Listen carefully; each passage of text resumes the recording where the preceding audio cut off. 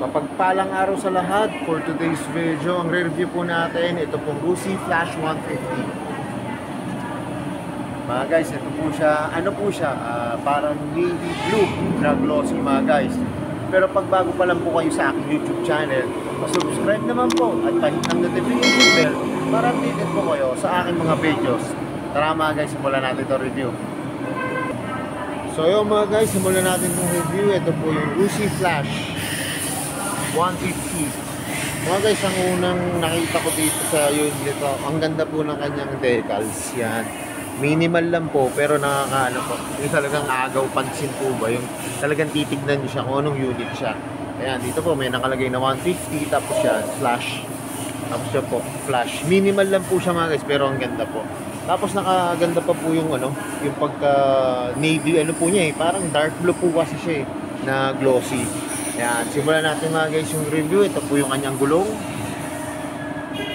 Ang gulong po nito mga guys ay, ang sukat po nito 70 by 80, 17 po mga guys. Tapos tignan nyo naman mga guys yung kanyang ano, mugs. Ang ganda po ng design ng mugs nito. Ano po siya eh, 5 po, 5 spoke siya, tapos may design pa po dito. Kaya para may triangle. Tapos yung kanyang front shock po ay matte black. Tapos ito po yung kanyang fender, yan, ganda po. Tapos meron po dito ano, decals na Rusi po. Tapos ito po yung kanyang disc brake. Yan, ang laki po mga guys. Tapos ang ano po siya, edgy po. Ang ganda po ng design. Tapos yung kanyang brake caliper po ay matte black. Tapos mga guys, ito po yung kanyang likod na gulong.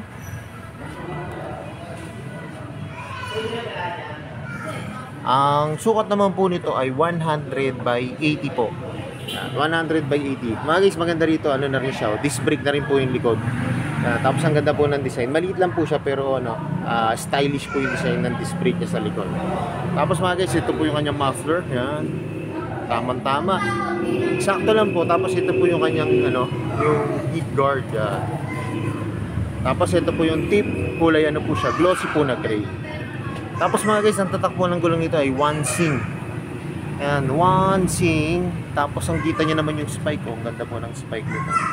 Ang lalalim po. Talagang makapit po ito sa kalsada. Tapos mga guys, ito po yung kanyang fender sa likod. Yan. Sakto lang po. Tapos mga guys, napansin ko, ang ganda na ng bolt ng ano, Rusi po. Yan o. Para, ano po siya eh. Parang white gold. Ang ganda po ng design na. Tapos yan po, meron po siyang reflector dito. At may ilaw po dito. Para sa gabi kita yung ating plaka. Tapos mga guys, ito yung kabilang side. Yan, ganda po ng kanyang ano, swing arm. Matte black po. Tapos meron po siyang flarings po dito na pang ano, yung chain cover po. Tapos ito po yung tapakan ng angkasan. Yan, ang tibay mga guys, oh. Hindi siya yung kalugay, no? Talagang solid po siya. Tapos may ganda rito, may sarili po siyang bracket. Yan. Tapos yun po yung kanyang monoshock. Yan mga guys, hindi lang loob na loob lang po kasi siya. Kulay ano po siya, glossy po na red. Kung makikita nyo, kulay glossy siya na red. Tapos mga guys, ito po yung kanyang engine. Ano po siya, parang kulay gray, matte gray po, na may emboss po dito na Rusi. Tapos ito po yung kanyang gear pedal. Ito po yung tapakan ng driver po. Yan, ganda rin po ng design. Tapos may rubber po. Tapos ito po yung kanyang side stand at center stand po. Ano siya, matte black po. Tapos mga guys, ito nga pala yung ano niya, yung LED na po yung kanyang tail light eh. Yan, LED na po. Tapos ang ganda po ng design ng ano, ng signal light niya. Flexible po, hindi po siya madaling mabali o maputol po. Pero mga guys, ang ganda nito, hindi po siya naka-usli. Yan. Kaya kahit lumakad ka dito, hindi mo siya tatamaan na yan. Hindi po siya naka-usli.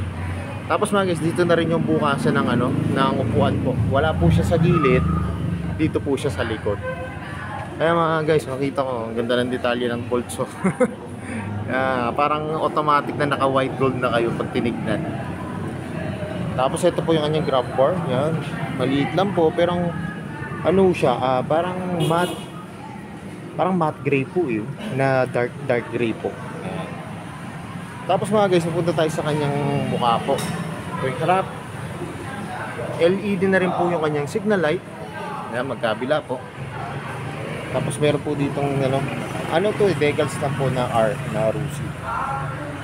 Tapos ito po yung kanyang headlight, yan.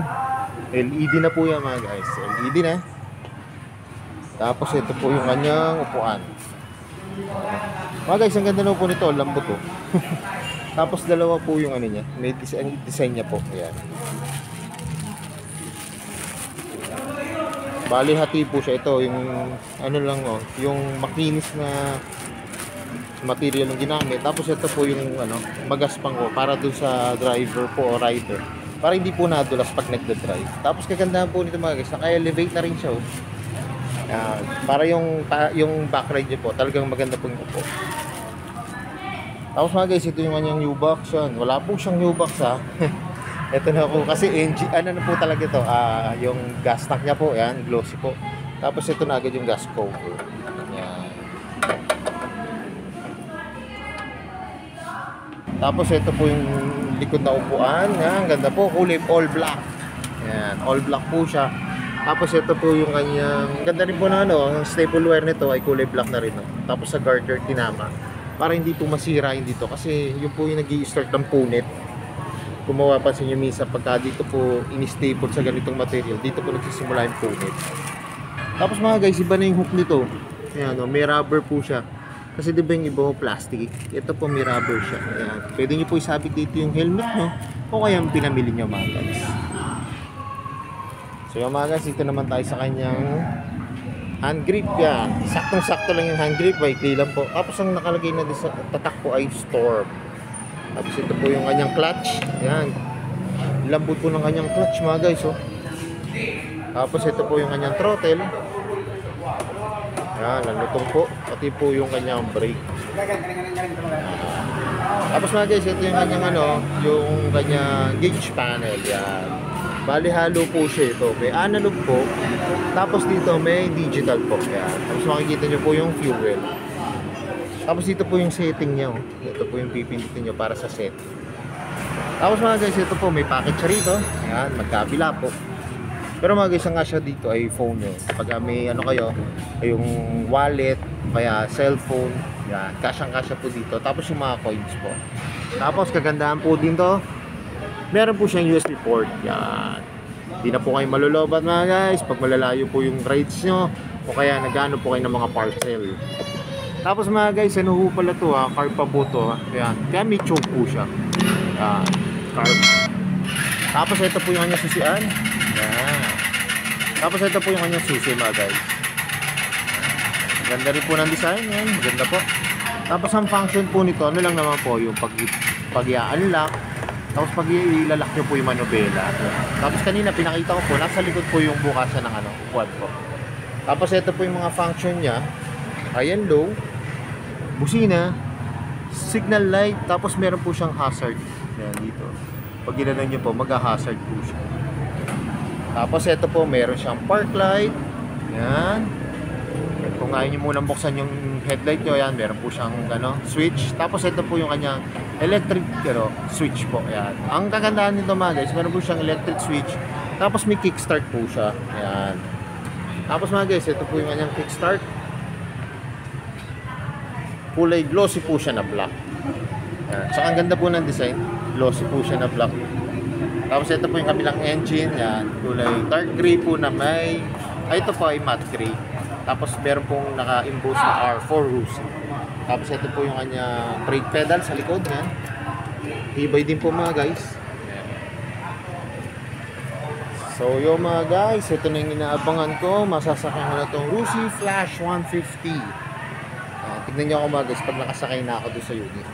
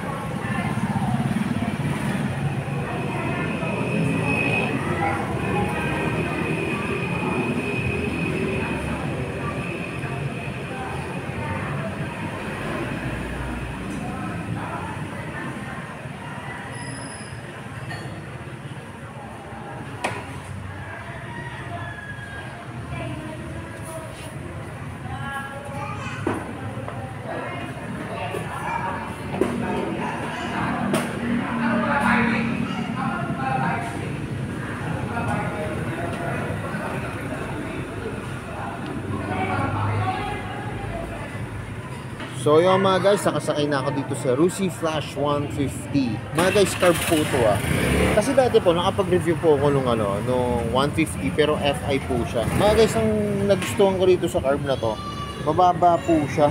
Yan. Tapos ang lambot po ng upuan. Yan. Pero ganito rin naman po yung upuan nung FI po. Ang ginagustuhan ko lang po dito rin, yung kanyang mags. Ang ganda po yun. Parang na ako agad siya, yung may concept na parang yung nauuso po ngayon na Malaysian, yung alipis po ng gulong niya. Tapos yung mags, ang ganda po ng design. Tsaka pwede ito mga guys doon sa mga hindi masyadong katangkaran na gusto gumamit ng declutch na motor, yan, bagay na bagay ito. Kasi hindi siya masyadong kataasan, saka yun nga po, ang ganda po ng suspension niya. Malambot siya nung kaninang sinubukan ko.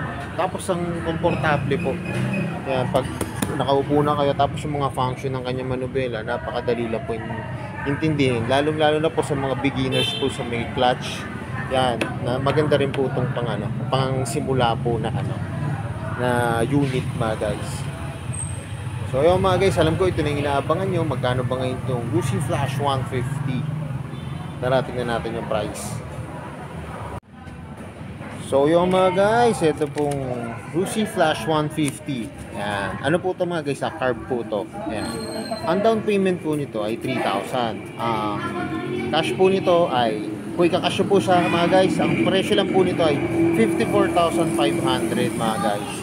Kita nyo naman 54,500 sa ganitong itsura ng unit mga guys. So saan ka pa? Kaya yung mga beginners dyan na gustong mag-declutch, baka gusto yung subukan to mga guys. Pero napakamura lang po, 54,500. Tapos ito po yung kanyang monthly po, yan, 2,400. Tapos ito po yung may rebate to mga guys. Yan, ang rebate po niya 300. Yeah, imagine niyo, ano po for 3 years po Imagine niyo, ang babayaran niyo lang per month po ay 2,100 sa loob po ng 3 years po mga guys. Sa ganitong unit. Kaya kung malapit lang po din kayo dito sa Barangay Malusak, Santa Rosa, Laguna, pasyalan nyo na po ito mga guys, kasi kahit isa lang po ito na yan, navy blue po na Rusi Flash. Kasi mas maganda guys kung makikita nyo siya ng personal, mas ma-appreciate nyo po yung unit. So yun mga guys, hanggang dito na lang. Kung bago lang po kayo sa aking YouTube channel, subscribe naman po at pahit ang notification bell para updated po kayo sa aking mga videos. Salamat nga po pala dito sa may Rusi, dito po sa may Barangay Malusak, Santa Rosa, Laguna. At nare-review ko po yung mga motor.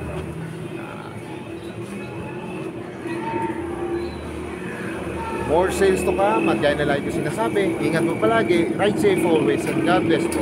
Palike and share na rin po ng aking mga videos. Bye-bye!